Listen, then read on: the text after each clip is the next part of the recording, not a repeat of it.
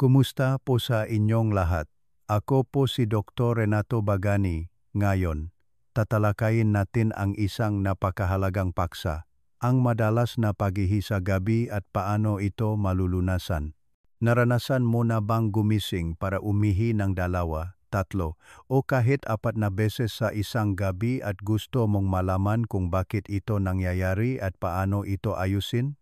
Kung pamilyar ito sa iyo, hindi ka nag-iisa. Ito ay isang napakakaraniwang problema na nakakaapekto sa milyon-milyong kalalakihan at kababaihan, lalo na habang tayo ay tumatanda. At bagaman tila isa lamang simpleng abala, higit pa ito doon. Madalas natin itong tinatanggap bilang normal na bahaging pagtanda. Ngunit ang totoo, ang mapagkaantalang ito sa gabi ay tahimik na nagnanakaw ng isang mahalagang bagay mula sa atin, ang ating malalim at nakapapagaling na tulog. Hindi lang ito tungkol sa pakiramdam na pagod kinabukasan. Kapag ang iyong tulog ay patuloy na nabubulabog, mari itong magdulot ng pagkapagod sa araw, pagkalitong isip, at pangkalahatang kakulangan ng enerhiya na pumipigil sa iyo na lubos na tamasahin ang iyong buhay. Ngunit mayroong mas agarang panganib na kailangan nating pag-usapan. Ang pagbangon sa kama sa dilim habang kalahating tulog ka pa ay lubos na nagpapataas ng panganib ng pagkahulog. Ang pagkahulog sa gabi ay maring magdulot ng malubhang pinsala at ito ay isang panganib na maring at dapat na pamahalaan. Ang magandang balita ay hindi mo kailangang tanggapin na lang ito. Ito ay isang problemang may solusyon. Sa video na ito, susuriin natin ang 3 pangunahing dahilan kung bakit ka maring nagigising sa gabi. Mahalagang malaman na para sa kalalakihan at kababaihan, ang mga sanhi ay maaring magkakaiba at susuriin natin ang mga pagkakaibang iyon ng detalyado. Higit sa lahat, para sa bawat sanhi, ilalatag namin ang malinaw at praktikal na mga solusyon na maaari mong simulan kaagad upang bawiin ang iyong tulog at ang iyong kapayapaan ng isip. Bago tayo magsimula, kung sa tingin mo ay nakakatulong ang impormasyong ito, mangyaring maglaan ng sandali upang i-tap ang like button. Malaki ang tulong nito upang maabot ang video sa mas maraming tao na maaring nahihirapan sa parehong problema. At kung nais mong makatanggap ng mas maraming praktikal na tips sa kalusugan tulad nito, isaalang-alang ang pag-subscribe sa channel. Sa wakas, mangyaring huwag mag-atubiling ibahagi kung aling bansa ka nanonood sa mga komento. Nakakatuwang makita kung paano ang komunidad ng mga taong nakatuon sa mas mahusay na kalusugan ay sumasalaw sa buong mundo at nakatulong ito sa iba na hindi makaramdam ng pag-isa sa kanilang paglalakbay. Salamat. Sige, simulan na natin ang una at marahil ang pinaka-nakakagulat na dahilan para sa mapagising sa gabi. Magsisimula tayo sa pinakakaraniwang sanhi na hindi pa naririnig ng maraming tao. Ito ay isang kondisyon na tinatawag na nocturia. Maaring mukha itong komplikadong medikal na termino, ngunit napakasimple nito. Ito ay halos tungkol sa gravity. Ang mga pangunahing sintomas na tumutukoy sa nocturia ay medyo partikular. Una, gumigising ka ng isa o higit pang beses bawat gabi, partikular dahil sa pagnanais na umihi. Hindi ito masakit na pagnanais, kundi isang malinaw na senyales mula sa iyong pantok. Pangalawa, hindi tulad ng mga problema na may kaugnayan sa isang lumaking prostate na tatalakayin natin mamaya, hindi ka karaniwang nakakaranas ng mahina o hirap na pag-ihi. Ang daloy ay karaniwang normal. Nangyayari lang ito sa maling oras ng araw. Ito ay isang mahalagang pagkakaiba na naghihiwalay dito mula sa mga kondisyon tulad ng prostatitis o benign prostatic hyperplasia, madalas na tinatawag na BPH. Kaya, ano ang talagang nangyayari sa iyong katawan? Ipaliwanag ko ito sa isang simpleng analohiya. Isipin ang sistemang sirkulasyon ng iyong katawan tulad ng isang network ng mailog at imbakan.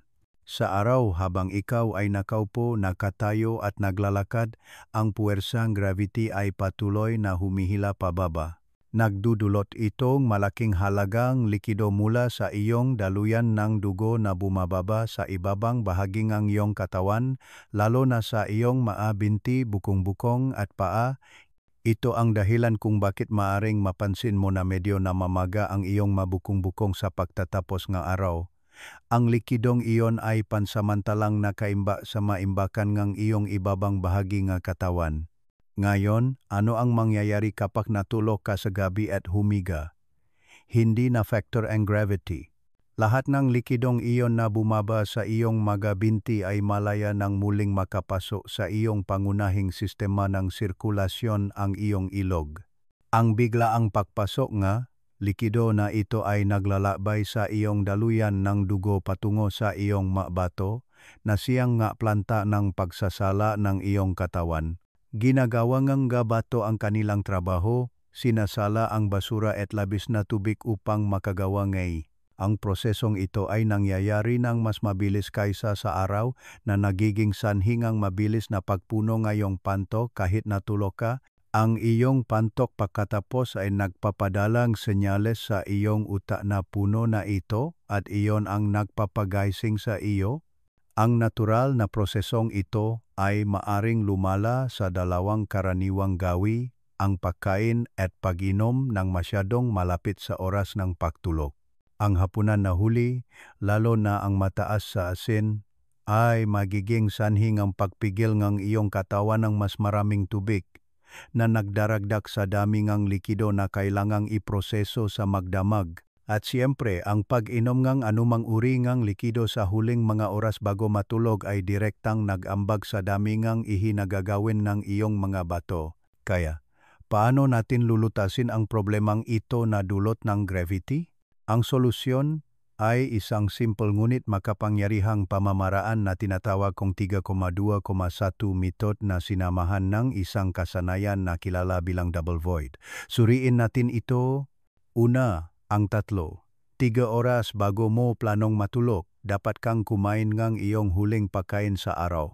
Nagbibigay ito sa iyong katawan ng sapat na oras upang matunaw ang pagkain at iproseso ang mga likido na naunay dito bago ka humiga. Pinipigilan nito ang pagdami ng likido sa gabi na pumapasok sa iyong sistema mula sa pagtuna. Susunod ay ang 2 oras bago ang oras ng pagtulog, ihinto ang pag-inom ng lahat ng likido.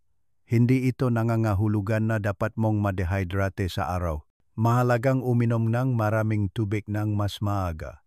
Ngunit ang paglikha ng 2 oras na buffer zone na ito bago matulog ay ang pinaka-epektibong paraan upang matiyak na natapos nga iyong mabato ang kanilang pangunahing trabaho bago ka matulog.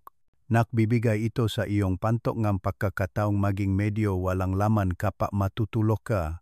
Sa wakas, ang 1 oras bago matulog, gumawa ng isang bagay na tila kontra-intuitive. Humiga sa isang sofa o kama at iangat ang iyong mga binti.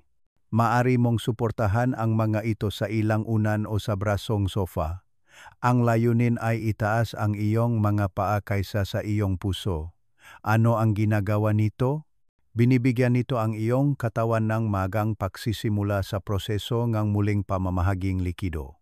Pinapayagan nito ang lahat ng likidong bumaba sa iyong mga binti na muling sumama sa iyong sirkulasyon habang gising ka pa. Ang iyong nga bato ay magsisimulang iproseso ito at malamang na maramdaman mo ang pagnanais na gumamit ng banyo bago ka pa man makatulog sa gabi. At iyon ang nagdadala sa atin sa huling bahaging palaisipan, ang double void. Bago mo patayin ang mailaw, pumunta sa banyo at ihi ang iyong pantok tulad ng karaniwan mong ginagawa. Pagkatapos ay huwag ka agad matulog, manatili ng 5 o 10 minuto pa. Maaari mong sipiliyuhin ang iyong ngipin, magbasa ang isang pahina ng libro, o umupo lamang ng tahimik. Pagkatapos, bago ka humiga, bumalik at subukang gumamit ng banyo ng 1 pang beses. Maaring magulat ka na may kaunting ihi pa ring lumabas. Nakakatulong ang pamamaraang ito na matiyak na ang iyong panto ay walang laman hanggat maaari na nagbibigay sa iyong mahahalagang oras ng tulog na walang patit. Kaya upang ibuot ang solusyon para sa nocturia, 3 oras bago matulog walang pagkain, 2 oras bago walang likido. 1 oras bago, iangat ang iyong mga binti. At bago matulog, gamitin ang double void technique. Salamat sa panonood at kung kapakipakinabang sa iyo ang artikulong ito mangyaring makomento at ipaalam sa akin, makita ka sa susunod na video.